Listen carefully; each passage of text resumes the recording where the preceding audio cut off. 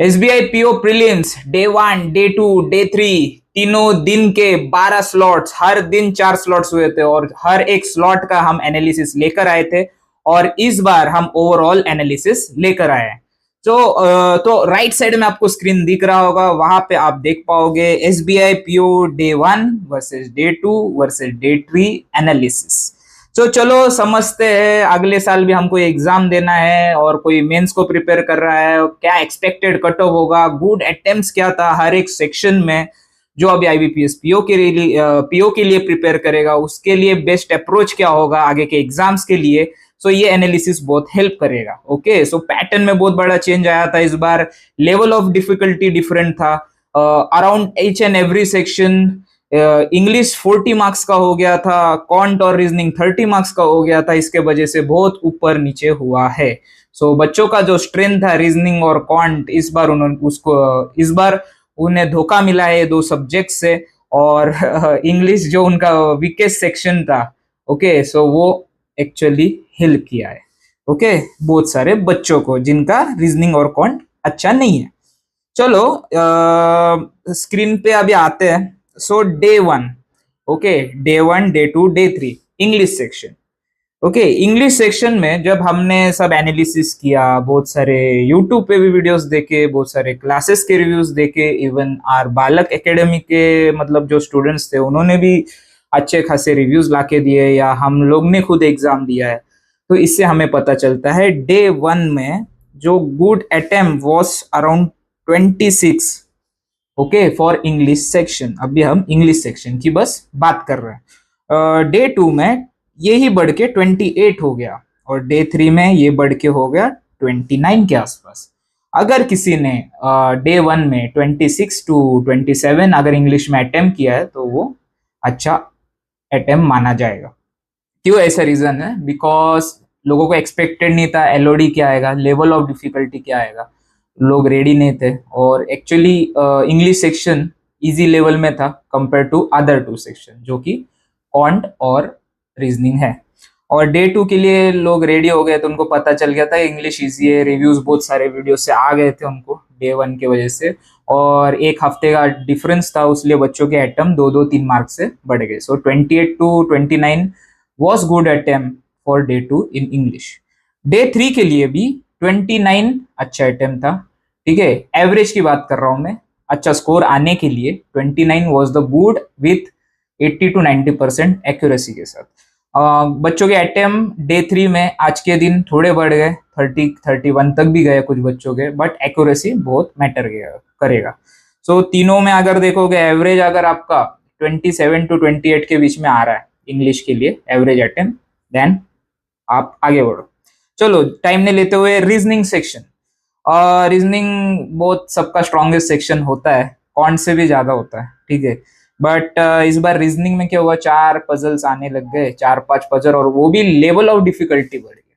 Okay, और first slot वो लोगों को लग रहा था कि जैसे 35 मार्क्स के लिए पहले आता था 20 मिनट में कि इजीली आप कर पाओगे, इस बार ऐसा नहीं था। इस बार आप 2 पजल भी कर ले रहे हो अच्छे से तो बहुत बड़ी बात हो गई फर्स्ट स्लॉट के लिए। सेकंड के लिए बच्चे रेडी थे, चलो 2 पजल करेंगे और थर्ड पजल में डाल के 3-4 क्वेश्चन उठा सकते हैं या 2 क्वेश्चन उठा सकते हैं। So good attempt for day 1 was 20 के करीब। ओके, 18 से 20, 21 के करीब। डे 2 के लिए 20 से 22, ये 2 ही स्कोर में था। डे 3 के लिए अब भी जो आज का डे हुआ है उस हिसाब से आज का जो गुड अटेम्प्ट जो देखा जा रहा है वो भी सिमिलर ही था, 20 to 22 के बीच में। क्योंकि देखो इसमें तुम कितना भी दिन ले लो, कितना ही प्रैक्टिस कर लो, लेवल ऑफ डिफिकल्टी सबका सेम ही था। सो इतना पॉसिबल नहीं होता है बच्चों को 20 मिनट में वो लेवल के पजल सॉल्व करना। ठीक है, सो इस बार भी आज के दिन भी वही गुड अटेम्प्ट था जो कि है 20 से 22, बट एवरेज अगर पकड़ के चलोगे 21 वॉज गुड अटेम्प्ट। और चलो नेक्स्ट सेक्शन पे आते हैं, क्वांटिटेटिव एप्टीट्यूड। कॉन्ट जब फर्स्ट डे हुआ बहुत बच्चे तो 9 क्वेश्चंस भी करके आए, कुछ 11, कुछ 12, कुछ 13 वॉज द मैक्सिमम। मैंने जिससे मतलब मैं जिससे मिला हूं और मैंने खुद दिया था तो 13 मैक्सिमम है। और अगर आपका एवरेज अराउंड 11 क्वेश्चंस के आसपास है पास है डे 1 के लिए, then you are good to go. Day 2 के लिए 13 क्वेश्चंस के आसपास अच्छा अटेम्प्ट माना गया है, 13 to 12 क्वेश्चंस। ठीक ठाक है, एक दो क्वेश्चंस बढ़ा लो क्योंकि रिव्यूज आ गए थे और बच्चों को रेडी हो गए थे, डीआई डिफिकल्ट है, सो इतना जल्दी हाथ नहीं डालेंगे, और जो डीआई में डालेगा उसका तो सत्यानाश है भाई। डे 3 जो आज का दिन है, 2 वीक मिले बच्चों को, सो एक्सपेक्टेड ही था लेवल बढ़ेगा, बट लेवल के साथ अटेम्प्ट भी जो होंगे वो होंगे 12 से लेके 14, इसके बीच में अगर आपका अटेम्प्ट है विथ 100% एक्यूरेसी। और एक बात, रीजनिंग और क्वांट के लिए, इन दो सेक्शन के लिए अगर 100% एक्यूरेसी नहीं है, 95% के भी नीचे चला गया तो खत्म हो गया हम, ठीक है। यही दो सेक्शन है जिधर 100% एक्यूरेसी होना चाहिए, मैंने स्ट्रेटेजी वीडियो में भी यही बताया था, इन दो सेक्शंस के लिए 100% एक्यूरेसी होना जरूरी है, क्वांट एंड रीजनिंग। इंग्लिश में बहुत बच्चे आउट ऑफ भी करके आ जाते हैं पर एक्यूरेसी नहीं होता है, तो ये दो सेक्शन आपका मेक और ब्रेक सेक्शन होगा, और मेजर रोल तो इंग्लिश सेक्शन ने किया था। सो अभी कॉम्बो पे आते हैं हम लोग। ओके, कॉम्बो में आप अगर देखोगे, कॉम्बो किसे कहा जाता है, क्वांट और रीजनिंग। ओके, ये दोनों में कितना स्कोर मिलता है, ओके, इन दोनों को मिला के अगर आपका स्कोर अराउंड 31, 34 डे 1 के लिए 31 मार्क्स, डे 2 के लिए 34 और डे 3 के लिए भी 34 आ रहा है, दोनों को मिला के, देन आपका अच्छा अटेम्प्ट हुआ है। ओके, विथ 100% एक्यूरेसी, ये जो है ये 100% एक्यूरेसी में अगर आपका आ रहा है कि मैंने जितने क्वेश्चंस किए और उतने सब के सब सही है, देन आपका अच्छा चांस है एग्जाम निकलने का। ओके, बहुत बच्चों ने क्या किया है कि एवरेज ही पकड़ लो क्योंकि दोनों हाई था, इस बार ऐसा नहीं हुआ कि रीजनिंग में कोई एकदम फोड़ देगा, पूरा आउट ऑफ लेके आ जाएगा, फिर क्वांट में पूरा आउट ऑफ लेगा, इस बार ऐसा नहीं हुआ है। इस बार सबका ही लेवल हाई था, तो इजी क्वेश्चंस तुमको नहीं मिल रहे, नंबर सीरीज या जल्दी जल्दी तुम कर लोगे, हर एक चीज को टाइम लग रहा था, लेंदी था हर एक चीज। ओके, डीआई भी सॉल्व करना है तो लेंदी है, दो डीआई मिक्स करके कुछ दे रहे हैं, क्वेश्चंस थोड़े बढ़ा चढ़ा के दिए, मतलब थोड़ा घुमा के दिए, उसमें कैलकुलेशन ज्यादा बन रहा है, तो इसके वजह से अगर आपको अराउंड 34-35 के आसपास अगर गुड अटेम्प्ट है, बस फर्स्ट लॉट के लिए मैं बोलूंगा 31 to 33 was a good attempt, बस सेकेंड और स्लॉट ने सेकेंड डे और थर्ड डे के लिए गुड अटेम्प्ट था 34-35। ओके ओके, चलो अभी एक चीज देखते हैं, अगर आप देखोगे तो overall analysis, overall cut off के बाद में आते हैं हम लोग। English plus combo, okay, English plus combo, quant plus reasoning, ये सब मिला के आपके अटेम्प्ट अगर 58 to 65 के बीच में है, मेंस के लिए चालू कर लो प्रिपरेशन, बिकॉज कभी रिजल्ट आएगा पता नहीं और आपके पास टाइम नहीं होगा, और इस बार आपको बहुत अच्छा चांस है, सीट्स कम है बट एक्सपेक्टेड है कट ऑफ हाई जाएगा, 60 के आसपास ही जाएगा, बट चांसेस है कि मिल जाए आपको चांस मेंस में बैठने का। ओके, सो प्रिपेयर करो, नहीं हुआ तो नहीं हुआ आगे की बात है, बट प्रिपेयर करो, एक अगले बार जब आप प्री निकालोगे तो आपको अनुभव होगा कि हाँ प्री निकलना ऐसा ऐसा प्रिपेयर करना होता है, लास्ट आइटम मेरा नहीं हुआ पर मैं प्रिपेयर तो कर रहा था, और खुद को पूछो निकलेगा या नहीं निकलेगा, आपको पता चल जाएगा, खुद से आदमी झूठ नहीं बोल सकता, ठीक है। तो 58 to 65 गुड अटेम्प्ट्स थे।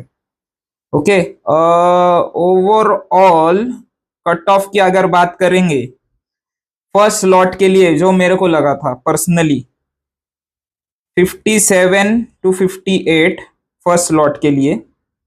ओके, डे 1 के लिए एक्सपेक्टेड कट ऑफ है 57 to 58, डे 2 के लिए आप देखोगे, इधर ही लिखता हूं मैं 57 to 58, डे 2 के लिए एक्सपेक्टेड है 59 to 60, और डे 3 के लिए 59 to 62। ओके, अगर ओवरऑल आप इसका एवरेज भी ले लोगे 60 प्लस -3, ये होगा आपका final cut off. Okay, 60 plus -3, ये इतना हाई क्यों जा रहा है सर? देखो, बहुत सारे जो स्टूडेंट्स है या बहुत सारे एम्प्लॉयज जो ऑलरेडी बैंकिंग सेक्टर में काम कर रहे हैं, उनको एसबीआई में आना उनका सपना है, जो ऑलरेडी आईबीपीएस पीओ जैसे exams, IBPS clerk, SBI clerk निकाल के बैठे हैं, वो बहुत सारी प्रैक्टिस करके बैठे हैं, ठीक है। तो आपको मैं झूठ बोलूंगा कि इतना कट ऑफ जाएगा, इतना मैं रियली फ्रैंकली इतना बता रहा हूँ, 60 प्लस -3 जाएगा, बिकॉज ऑलरेडी बड़े बड़े अच्छे अच्छे स्टूडेंट्स आए हुए इस एग्जाम को और उन्हें ये निकालना है, और ऑलरेडी सीट्स बहुत कम थी इस बार। ओके, तो चांस मतलब बहुत मार्जिनल चांस है। और इसके बाद अभी चलो ये तो हो गया हमारा कट ऑफ एनालिसिस। अभी नेक्स्ट वीडियो हम लेके आएंगे लर्निंग्स क्या क्या है इस एग्जाम से। ओके, हमने क्या सीखा है और अपकमिंग एग्जाम जो आ रहे हैं IBPS PO, RRB PO, बहुत सारे रेगुलेटरी एग्जाम्स, RBI, CDB, ये सब जो एग्जाम्स आ रहे हैं इसके लिए हमारा एक्सपेक्टेशंस क्या होना चाहिए, हमने कैसा प्रिपेयर करना चाहिए, इसको हम इसके ऊपर हम ध्यान रखेंगे। मतलब इससे हम अभी ये एग्जाम हो गया है, SBI हो गया, तो हमको एक नॉलेज आ जाएगा कि हाँ ऐसा ऐसा एग्जाम आया है, ऐसा ऐसा लेवल आया है, ऐसे ऐसे टाइप के क्वेश्चन आए हुए हैं, तो वैसे ही टाइप के हमको क्वेश्चन सॉल्व करना है। क्या स्ट्रैटेजी होना चाहिए, किस पे फोकस करना चाहिए अगले 5-6 महीना। जो भी मेजर एग्जाम्स है वो जून जुलाई के बाद आने वाले हैं, ठीक है, तो आपके पास आराम से अभी 3-4 मंथ्स है, सो आप क्लियर कर पाओगे। और ऐसे ही बेहतरीन वीडियोस के लिए बालक एकेडमी को सब्सक्राइब कीजिए, फॉलो कीजिए, और लास्ट में ऑल द बेस्ट। जय हिंद, जय भारत।